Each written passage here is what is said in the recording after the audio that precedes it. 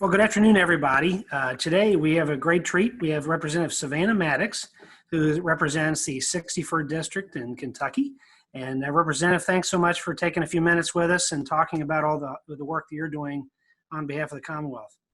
Absolutely, Judge Knochelmann. I am very appreciative of the opportunity, and it's good to see you, albeit virtually and through this format. And I think we're all looking forward to when we can get to a time where we get back into our normal routines and meetings and things of that nature. Absolutely.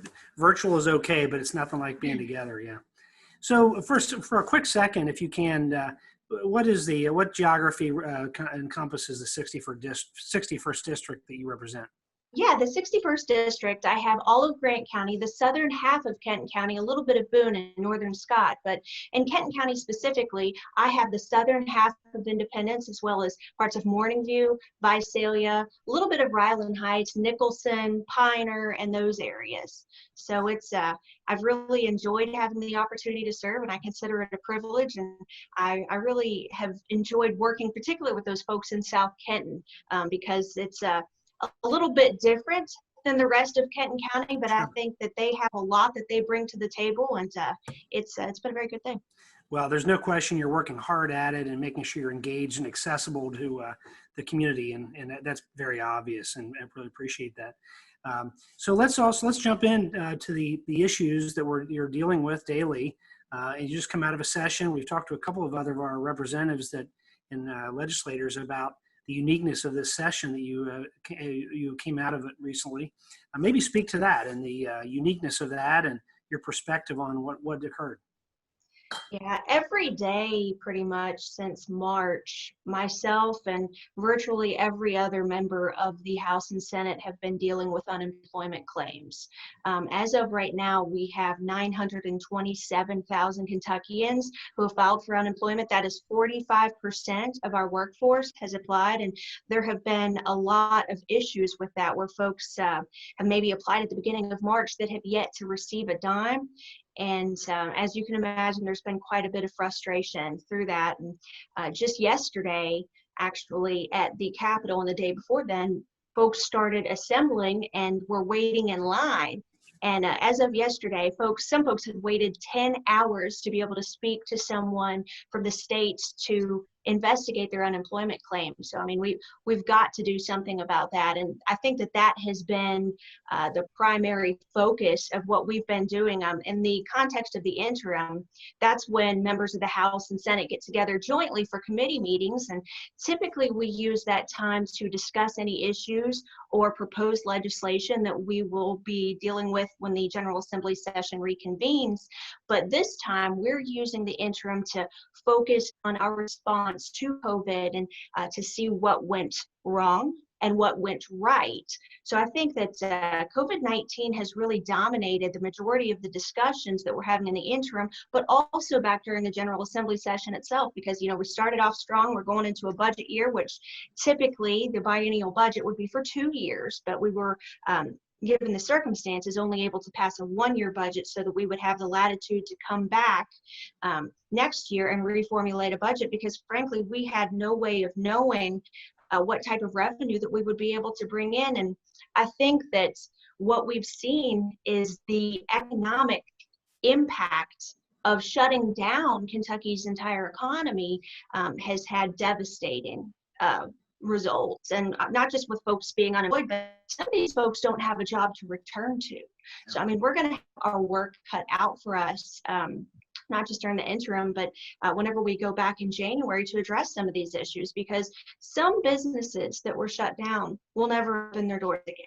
I've had a couple of instances in my district and outside of it as well, all across the Commonwealth. I mean, what we have essentially done here is made it very difficult to progress. And I'm on Transportation Committee. It's one of the committees that I sit on. And there was a 40% reduction in road fund receipts between this time now and last year. So 40%, and obviously the impact that it's having on the general fund as well. So I think that it's going to have a big impact on our counties, because my part of South Kenton, of course, you and I, Judge Knochelmann, and several other folks within KYTC 6 have tried to address a series of issues down on 17. And, some of those projects that desperately need to be addressed, I don't know what kind of funding that we're going to be able to produce to address that. So I think that the impact, we're only just beginning to see the full purview of what this is going to cost us. But the bottom line is that I do believe that we will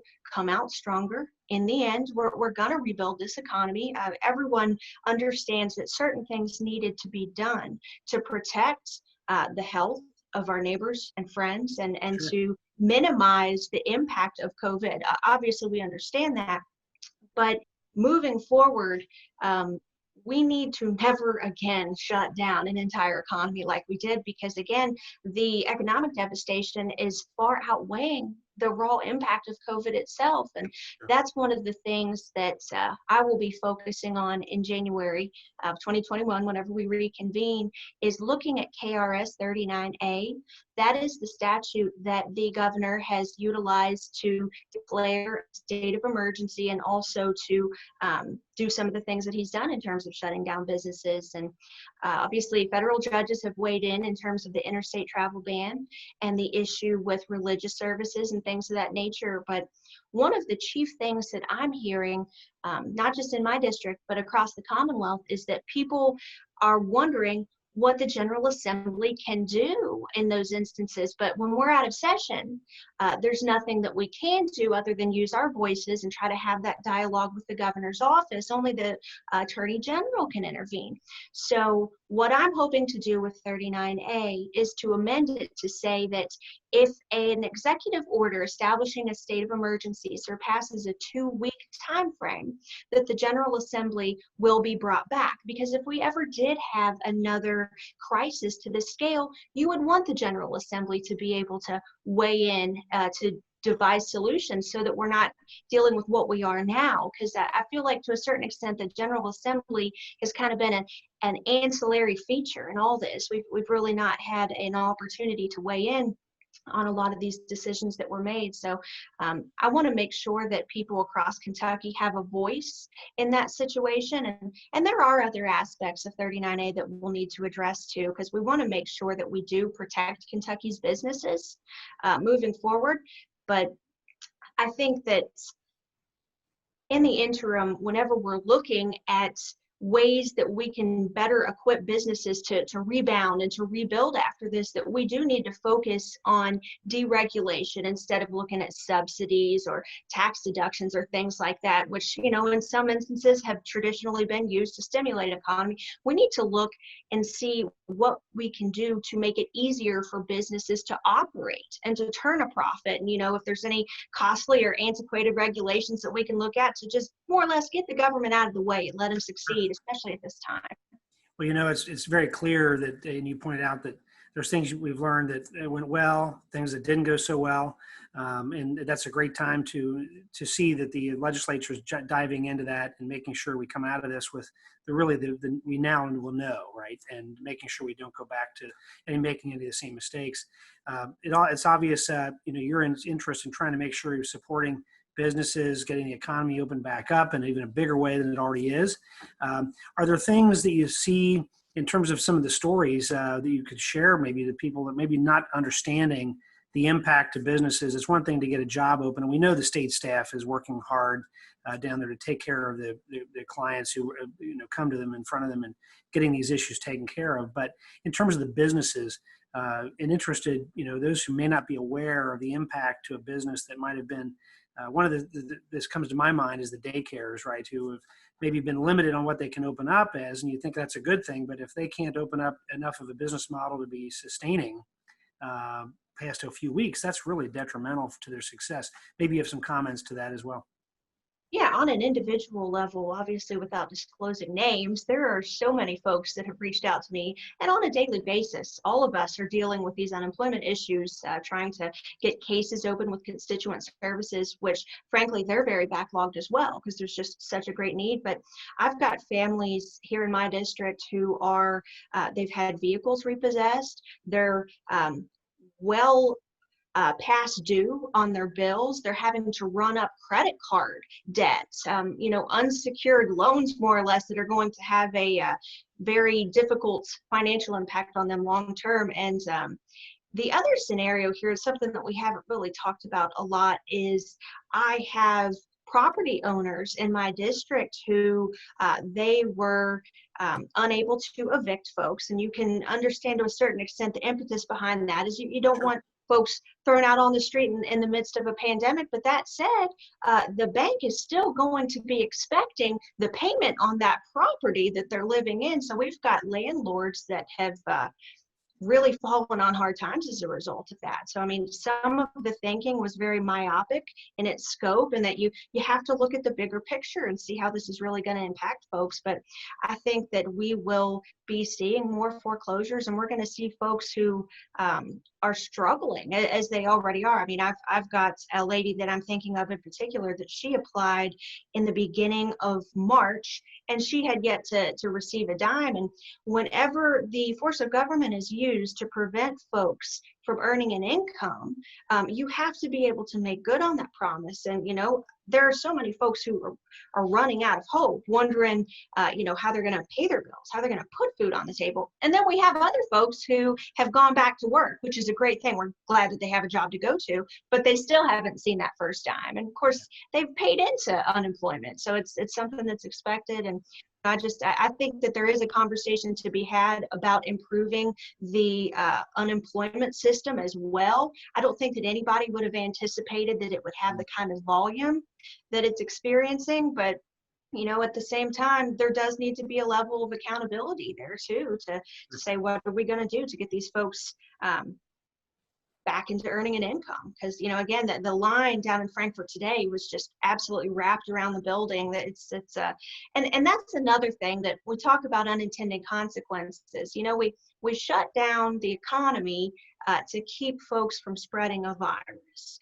And social distancing was a large part of that, so forth, so on. Well, now we've got thousands of Kentuckians who have been in and out of Frankfurt the past couple of days waiting in line, and they're from all over the state. So here you have a central location. We've got folks from Paducah to Catlettsburg, all over the state coming, and they're really close together. So it's the irony there of, and there's a whole lot of discussions to be had on that, how can we prepare in the future if there were a resurgence of this virus or another virus?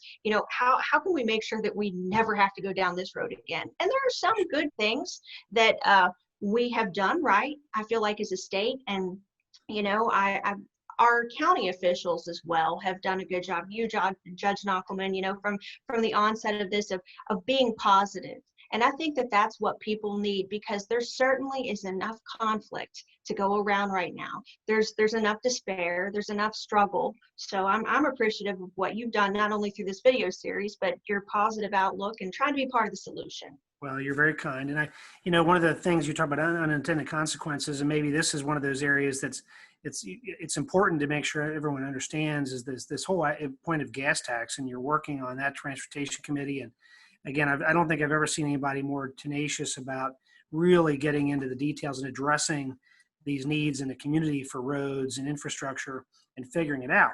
But you're also limited if you don't have the dollars in that bucket to distribute and to allocate, no matter how efficient and a great return on the investment has been. So I think maybe kind of repeating that point that you've seen, the gas tax, and if the economy isn't moving, nobody's buying fuel. Nobody's putting those dollars into roads. And by the way, the roads still are going to deteriorate whether you are on it in the past 2 months or not. They're still needing to be invested in and repaired, et cetera. So I don't know if you want to speak to any of that, or another committee you serve on, that you're seeing that impact being addressed over the next couple of months. Yeah, I think that whenever we're talking about any new form of taxation, what we have to bear in mind is that we have had, again, 45% of Kentucky's entire workforce having applied for unemployment. So I don't think that there's going to be a big appetite, even though I understand that we do need additional revenue for our road projects. But it's just simply, and it's not just the gas tax; it's the local option sales tax. All of those things that have been considered in the past. We can't be passing down new taxes for people whenever they're already struggling and trying to recover from this. So I mean, it is a difficult scenario because obviously we've got to have the revenue, but at the same time, where are you going to get it? So it's there will be a lot of discussions that are going to have to take place to find a good balance there, I think. And I know you're always up to making those tough calls, and I respect that greatly of you and the work you've been doing. Well, I think maybe one of the maybe ending on this, and you spoke about being positive or about being aspirational. We got a great state, right? We got a great community. From Grant County to Scott to Kenton and Boone, we've got amazing people who are tenacious and resilient, who just want to get back, their families get back to work, get back to school here in the fall. Maybe you want to speak to that as well, just the fact that we know we're going to get through this. Yeah, absolutely. And I think that as we return to normalcy, we need to hold on to some of those things that, albeit unintended consequences, were good about the time that we spent at home with our families, about those meals that took place, about how our lives slowed down and how we weren't rushing off to this place or that place. And I know that for me personally, having to conduct meetings virtually and not physically driving from place to place, it gave me an opportunity to spend more time with my children, and I'm always going to be grateful for that. So if there's one thing that we do need to take with us, it's to remember that the things that are most important in life we need to make time for, and we shouldn't we shouldn't let some of the other things distract us and to become bogged down by all the conflict. Because like I say, there's plenty of conflict there if you're looking for it, but we do need to focus on the positive. And it's really been a privilege to serve in the capacity that I have, and even in the midst of this. So I do think it's important to stay positive. Well, you say that well, and I believe strongly it's even tougher. You've got multiple jobs. You've got younger children, and to do that and balance that while being a public servant is huge. And I know I appreciate that work that you do, and especially as you really being tenacious and making sure you're really serving the public and on every stretch. So I thank you very much for your service and your connection with the entire community. You're always great about that. So with that. Just want to say thank you, and we'll be here to help keep fighting through these challenges of the Commonwealth that you're dealing with every day. Thank you, Judge Knochelmann. I appreciate it. You bet.